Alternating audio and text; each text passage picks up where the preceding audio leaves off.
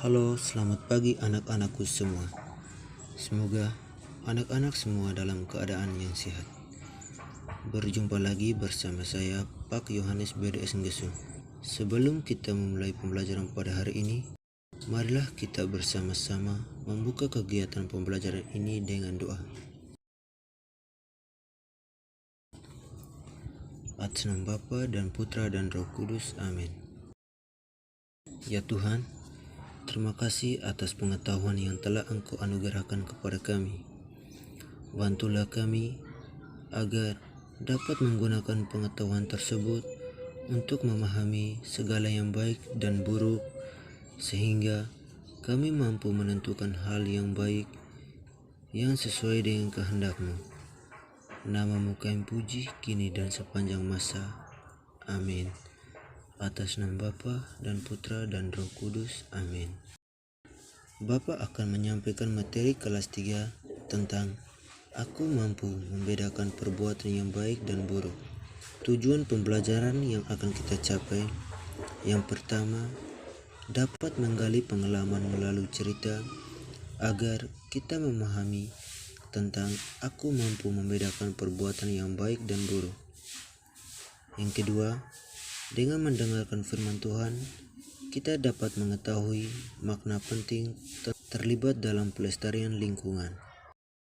Anak-anak, perbuatan baik dan buruk sering dilakukan umat manusia dari generasi ke generasi.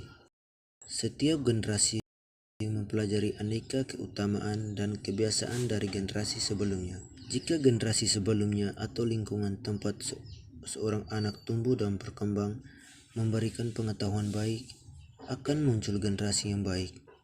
Sebaliknya, jika generasi sebelumnya dan lingkungan sekitar buruk, biasanya akan memberikan pengetahuan yang buruk. Nah, anak-anak, Bapak punya sebuah cerita yang berkaitan dengan materi kita pada hari ini, yaitu tentang aku mampu membedakan perbuatan yang baik dan buruk. Mari kita bersama-sama mendengarkan cerita ini. 3 pemuda yang luar biasa. Dewa, Nando, dan Aldo adalah ketiga anak muda yang berteman sejak lama. Ketiga pemuda tersebut sangat peduli dengan orang-orang sekitar. Tidak heran bila masyarakat sekitar menjadikan mereka sebagai teladan bagi pemuda-pemuda lain di tempat tinggal mereka. Suatu hari, ketiga pemuda tersebut pergi ke sebuah kafe yang tidak jauh dari rumah mereka. Mereka ingin duduk berbincang-bincang santai sembari meminum hangatnya kopi sore. Di tengah perbincangan, betapa kagetnya mereka melihat sekumpulan para remaja laki-laki yang sedang menghakimi salah satu remaja perempuan. Akhirnya, mereka memutuskan pergi ke kelompok remaja tersebut dengan tujuan untuk melerai apa yang terjadi dengan remaja-remaja tersebut. Setelah mendekat ke tempat para remaja tersebut, Nando bertanya kepada salah satu remaja tersebut, "Mengapa kalian menghakimi anak ini?" Salah satu dari remaja tersebut menjawab, "Kami tidak mau melihat anak perempuan yang penampilannya sangat cupu seperti ini. Dia adalah teman kelas kami, tetapi kami semua sangat membenci dia karena dia berbeda dengan perempuan-perempuan lain yang selalu penampilannya menarik. Kami mempermalukan dia supaya dia sadar dan cepat berubah." Dewa berkata kepada anak-anak remaja tersebut, "Tidak seharusnya kalian mempermalukan dia seperti ini. Secupu apapun penampilannya, dia manusia sama seperti kalian. Jika kalian semua berada di posisi dia dan ada yang menghakimi kalian seperti kalian menghakimi dia, sebagai manusia, kita harus saling menghargai satu sama lain. Jangan pernah membandingkan dan mengurus kehidupan orang lain. Ketika kita punya kelebihan, jangan pernah memperdayakan orang lain, karena di mata Tuhan kita semua itu sama." Akhirnya, para remaja tersebut pun mengerti. Mereka sangat menyesal dengan perbuatan mereka, dan mereka pun meminta maaf kepada remaja perempuan tersebut, dan para remaja tersebut pun pergi meninggalkan Dewa, Nando, Aldo, dan perempuan itu. Judul cerita tadi, 3 pemuda yang mencintai lingkungan. 3 pemuda dalam cerita tadi, Dewa, Nando, dan Aldo.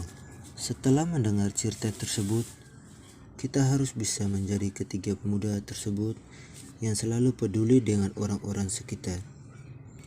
Dalam konteks kehidupan, menandakan bahwa ketiga pemuda tersebut yang bernama Dewa, Nando, dan Aldo hidup di tengah keluarga dan lingkungan tempat tinggal yang baik, sehingga mereka bisa bertumbuh dan berkembang menjadi pemuda-pemuda yang baik dan panutan bagi anak muda yang lain. Cerita tadi mengamatkan kita bahwa jangan pernah menghakimi orang lain.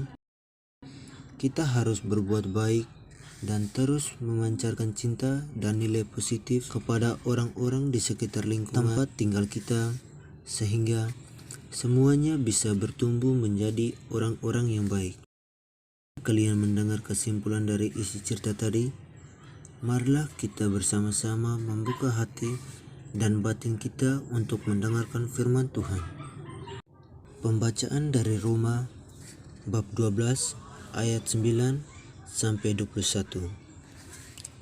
Nasihat untuk hidup dalam kasih. Hendaklah kasih itu jangan pura-pura, jauhilah yang jahat dan lakukanlah yang baik. Hendaklah kamu saling mengasihi sebagai saudara dan saling mendahului dalam memberi hormat. Janganlah hendaknya kerajinanmu kendor, biarlah rohmu menyala-nyala dan mengasihi Tuhan. Bersukacitalah dan pengharapan, sabarlah dalam kesusahan dan bertekunlah dalam doa. Bantulah dalam kekurangan orang-orang kudus dan usahakanlah dirimu untuk melalui memberi tumpangan. Berkatilah siapa yang menganiaya, bersukacitalah, berkatilah dan jangan mengutuk. Bersukacitalah dengan orang-orang yang bersukacita dan menangislah dengan orang-orang yang menangis. Hendaklah sehati, sepikir dalam hidupmu bersama. Janganlah kamu memikirkan perkara-perkara yang tinggi, tetapi arahkanlah dirimu kepada perkara-perkara yang sederhana. Janganlah menganggap dirimu pandai, janganlah membalas kejahatan dengan kejahatan. Lakukanlah yang baik bagi semua orang, sedapat-dapatnya. Kalau hal itu bergantung padamu, hiduplah dalam perdamaian dengan semua orang. Saudara-saudaraku yang terkasih, janganlah kamu sendiri menuntut pembalasan, tetapi berilah tempat kepada murka Allah, sebab ada tertulis, pembalasan itu adalah hakku, akulah yang akan menuntut pembalasan, firman Tuhan. Tetapi jika seterumu lapar, beri dia makan, jika ia haus, beri dia minum. Dengan berbuat demikian, kamu menumpukan bara api di atas kepalanya. Janganlah kamu kalah terhadap kejahatan, tetapi kalahkanlah kejahatan dengan kebaikan. Demikianlah sabda Tuhan. Syukur kepada Allah. Rasul Paulus mengajarkan kita untuk berbuat baik. Jauhilah yang jahat dan lakukanlah yang baik. Hendaklah kamu saling mengasihi sebagai saudara dan saling mendahului dalam memberi hormat. Janganlah hendaknya kerajinanmu kendor, biarlah rohmu menyala-nyala dan mengasihi Tuhan. Nasihat yang terkandung dalam bacaan tadi adalah agar kita hidup dalam kasih dan mengikuti dan menjauhi perbuatan yang tercela dan dilarang oleh Tuhan.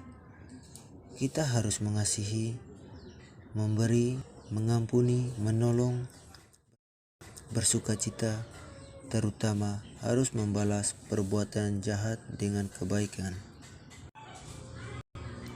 Anak-anak sudah mendengarkan bacaan kitab suci tadi. Rasul Paulus memberi nasihat agar kita membenci yang jahat dan berpegang kepada apa yang baik dan benar. Beliau menasihati kita untuk mengalahkan kejahatan dengan perbuatan baik, sebab sesungguhnya Tuhan telah memberi kita kemampuan untuk melakukan yang baik dan menolak yang jahat atau buruk. Tuhan telah menanamkan kemampuan itu di dalam hati kita. Semoga kita taat pada perintah suara hati, selalu memilih untuk melakukan yang baik dan benar.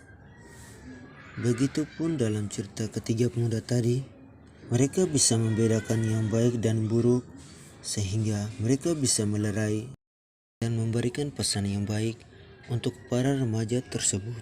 Anak-anak, dalam kehidupan ini, kita harus selalu terdorong untuk melakukan yang baik dan benar. Jika kita menuruti dorongan suara hati, maka hidup kita akan baik dan benar. Sekian penjelasan Bapak tentang materi dengan tema "Aku bisa membedakan perbuatan yang baik dan buruk". Bapak berharap materi yang baru saja kita pelajari bisa bermanfaat untuk anak-anak sekalian. Mari bersama-sama kita menutup kegiatan pembelajaran kita hari ini dengan doa. Atas nama Bapa dan Putra dan Roh Kudus. Amin. Ya Tuhan, terima kasih karena telah Engkau tunjukkan kepada kami perbuatan-perbuatan yang baik dan buruk. Bantulah kami agar selalu berbuat baik kepada orang tua, teman, guru, dan saudara-saudari kami, sehingga dapat menjadi anak-anak-Mu yang Engkau sayangi. Demi Kristus Tuhan kami. Amin. Atas nama Bapa dan Putra dan Roh Kudus. Amin.